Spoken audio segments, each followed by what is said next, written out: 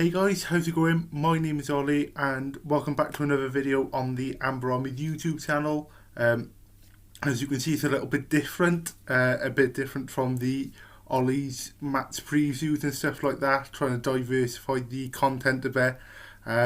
Doing a Premier League prediction video today on tier maker. I don't know why I always think it's called tier master or something. I'm currently filming this on the eve of the Premier League season starting. Tomorrow is Friday. Crystal Palace start off with a game at Arsenal. Should be a good game that. I've got a bit of a soft spot for Palace, but enough about that. Just want to caveat this firstly by saying, one, I have a very bad track record when it comes to predictions, not just Premier League, League 2, and lots of other sports, so don't take this as gospel. Don't go place bets on this. Don't go take any offence to this. At the end of the day, I'm just a Newport County fan who has a brief interest in the Premier League. But we're going to jump right into it. First team this going up in the title winners is Man City. Don't think I really need to provide any explanations. They signed Erling Haaland, absolute beast of a striker. I quite fancy him to get the Golden Boot. I'll be close between him, Salah, maybe Harry Kane. Also got Calvin Phillips as well from Leeds. They needed someone to replace Fernandinho, who's now retired. And I think all round they're a very, very solid squad. So I've took them as the title winners. Moving on to the UCL places, second, third and fourth. First team, I think it's pretty obvious. It's got to be Liverpool. Let's do all my teams and then I'll talk to you. Third place is going to be Tottenham. And then fourth place, where are they? There they are, Arsenal. Starting off with Liverpool then. I think for the next 2 or 3 seasons, we're going to see this top 2 battle between Man City and Liverpool. I've got City to win it this season, but that's not to say Liverpool and Jurgen Klopp can go on and win it in other seasons. I think they've kept a really good squad despite losing Sadio Mane. They've signed Darwin Núñez, who's had a bit of a rocky pre-season, but he's starting to find his feet. You look at the back line of Liverpool, the Robertsons, your Alexander-Arnolds, your Van Dijks. I think there's a lot of disrespect, or not disrespect, but Liverpool centre-back options are quite underrated. They've got Joe Gomez, Ibrahima Konate, Joel Matip. We've got a lot of quality in that back line. Midfield is maybe where they lose it to City, seeing the likes of the Jordan Hendersons and the James Milners, although they are quality Premier League players, they haven't really got that tenacity and that intensity to keep up in a title race with a team like Man City. Next is Spurs. Antonio Conte's having his revolution. They've signed a fair few good players. Yves Bissouma, probably the pick of the bunch for me.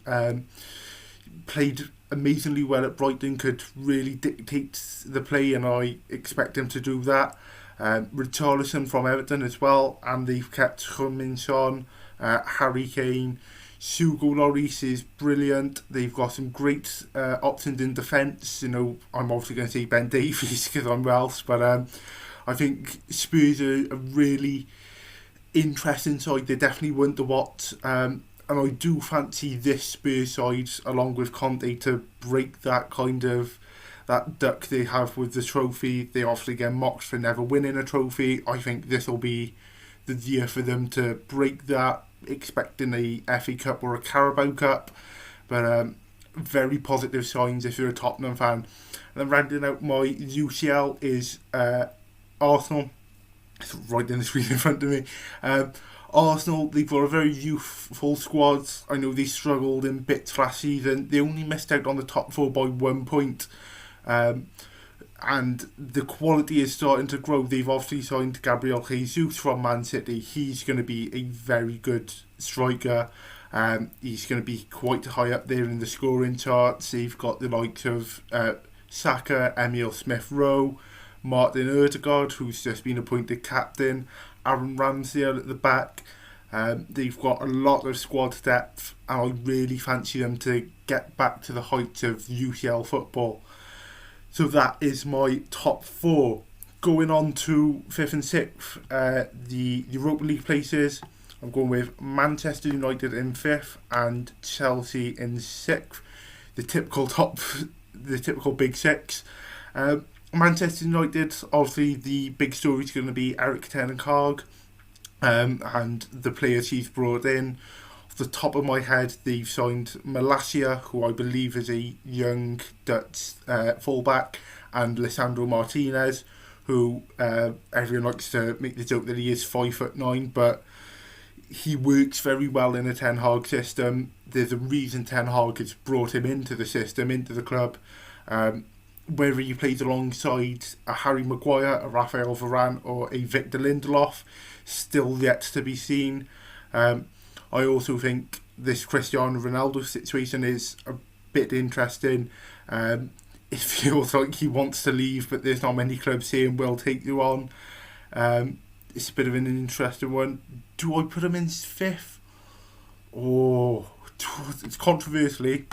I'm moving him to 6th. I'm going to put Chelsea above him. That's going to be an interesting one. Let me know what you think about that in the comments below. And then the team who was in 6th are now in 5th. Last minute changeover, Chelsea. Their big news story is obviously the takeover over the summer. Todd Boehly scrapped a lot of the behind the scenes staff. It's a very interesting approach he's taken. But on the pitch, Romelu Lukaku has obviously gone back to Inter Milan on loan. That's just a hilarious story through and through. Kai Havertz, I believe, is expected to take the front line. Kalidou Koulibaly has been signed. It feels like he's been linked to the Premier League for God knows how many years. He's finally there. There's lots of talks of Chelsea signing Marc Cucurella from Brighton to improve their defensive options. Very good signing. Is he worth 50 million? I don't know. I don't think the team overall is strong enough to hold up with the likes of the Tottenhams and the Arsenals. I think it's going to be close, but I think, the quality that Spurs have brought in and the depth that Arsenal have got just pushes them above Chelsea and Manchester United. 7th place then, it's an interesting one. I'm tied between Leicester and West Ham. I'm going to go West Ham, who are obviously in the European Conference League this season. They've been making some steady improvements, nothing groundbreaking. Obviously, their marquee transfers, Gianluigi, Italian names, Scamacca, I'm going to keep with that second name basis.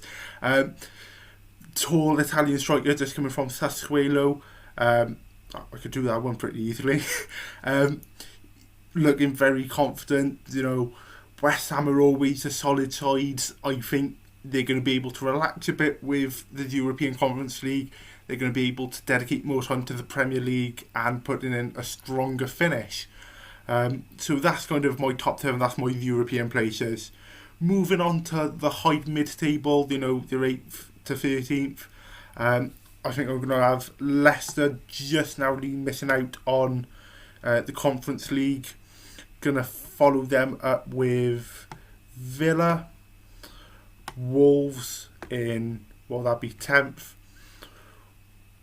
Newcastle in 11th. Palace in 12th. And Notts Forest in 13th. I think when you look between the 8th and the 17th, it's very competitive this year.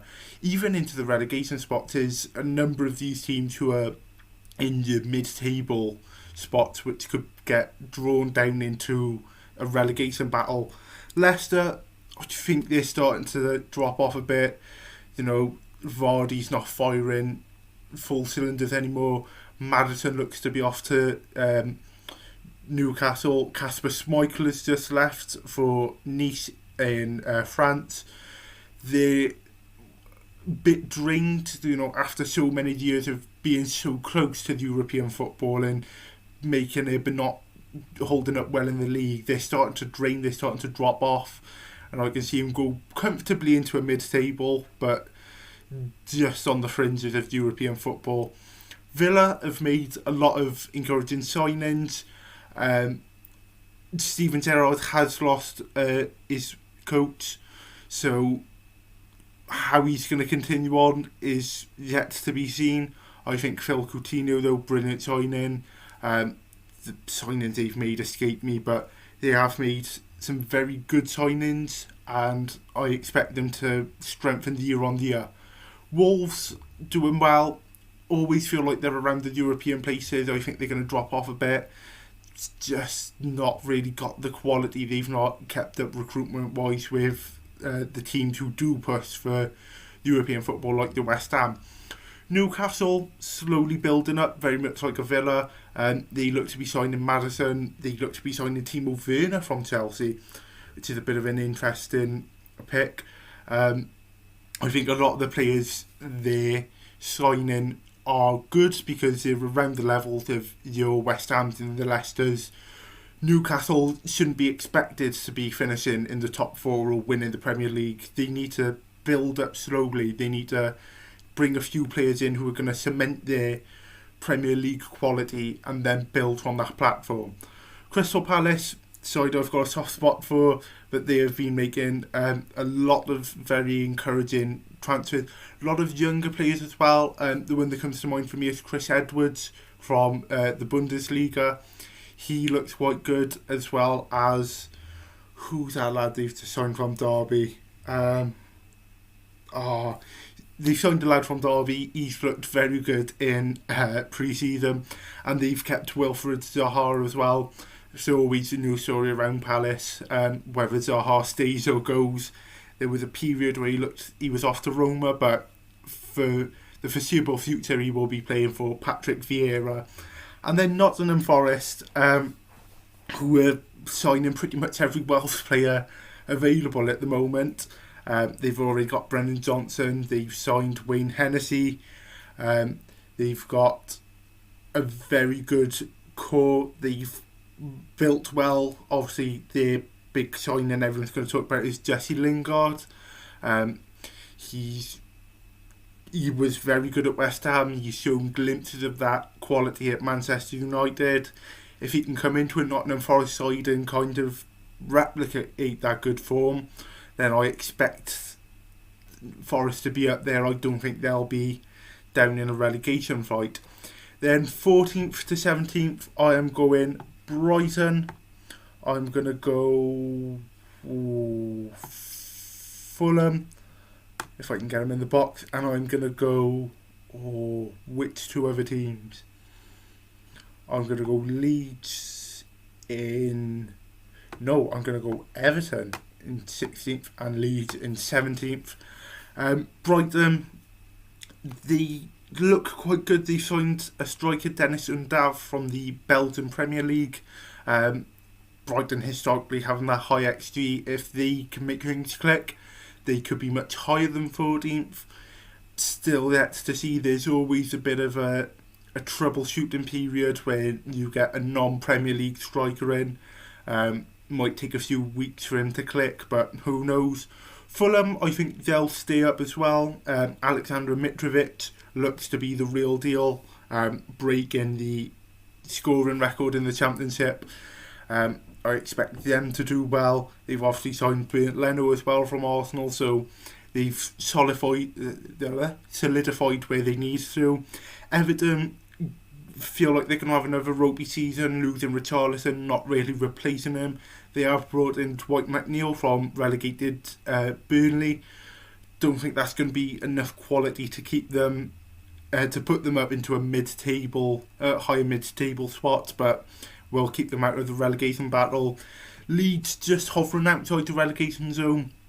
They're starting to sign a few better players, Tyler Adams, a lot of players that fit into a Jesse Marsh system, into a Red Bull system.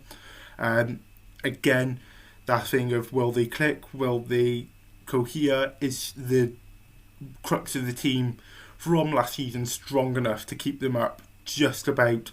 And then my bottom three is going to be Southampton, Brentford and Bournemouth. I'm just going to do a bit of a general one here. three teams I don't feel are good enough.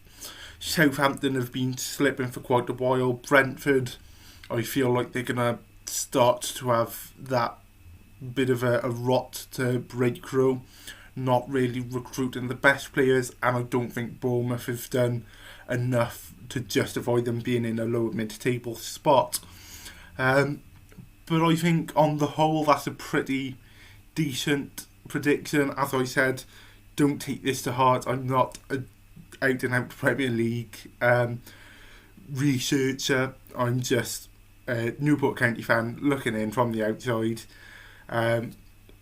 Is there any controversial placements? Are there any placements you think I've got spot on? Is there anything you would change? What's your 1 to 20? Leave them down in the comments below. If you have enjoyed this type of video, leave a drop a like on the video, share it with any other Premier League fans, subscribe to the channel. We'll be doing more videos like this. I'm going to have Championship, League 1 and League 2 predictions at the end of the transfer window, because it's a bit harder to predict those leagues.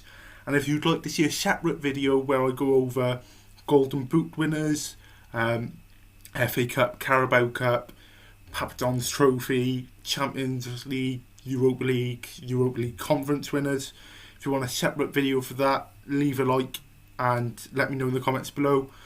But I hope you've all enjoyed this video. I hope we can all have a laugh in a good 8 months when I see, Leeds win the league and Everton have got Champions League football. But that's another video for the future. As always, my name's been Ollie, and up the county.